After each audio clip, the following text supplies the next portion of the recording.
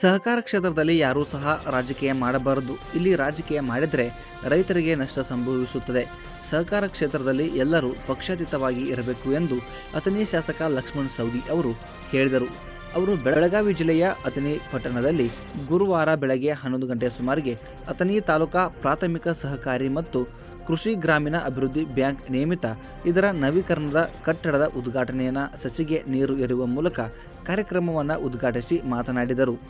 ಸಹಕಾರ ಕ್ಷೇತ್ರ ಅಂದರೆ ರೈತರ ಪಾಲಿಗೆ ಕಾಮಧೇನು ಇದ್ದಂತೆ. ಇಲ್ಲಿ ರೈತರಿಗೆ ಸಾಲ ನೀಡಲಾಗುವುದರಿಂದ ರೈತರಿಗೆ ಸಹಾಯವಾಗುತ್ತದೆ.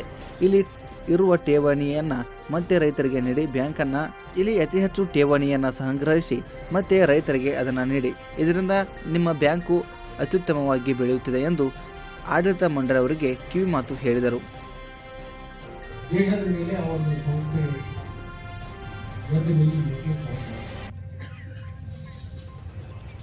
ಇವತ್ತು ಅಥಣಿ ತಾಲೂಕಿನಲ್ಲಿರ್ತಕ್ಕಂಥ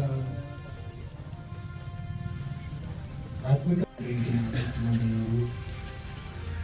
ಆಸಕ್ತಿ ವಹಿಸಿಕೊಂಡು ಶಿವಗಂಗೌಡ ಅಧ್ಯಕ್ಷ ಇದ್ದಾಗ ಅವರಿಗೆ ಇದನ್ನು ಕಟ್ಟಡ ಕಟ್ಟಿ ಭಾಳ ದಿವಸದ ನಂತರ ಅದರದ್ದು ಮಟ್ಟಿಗೆ ಬ್ಲ್ಯಾಕ್ ಸಾಯಿಲ್ ಅದರಿಂದ ಸ್ವಲ್ಪ ಹೆಚ್ಚು ಕಡಿಮೆ ಆಗಿತ್ತು. ಅದನ್ನು ಸರಿಯಾದ ರೀತಿಯಲ್ಲಿ ಮಾಡುವಂಥ ಕೆಲಸವನ್ನು ಮಾಡಿದ್ವಿ.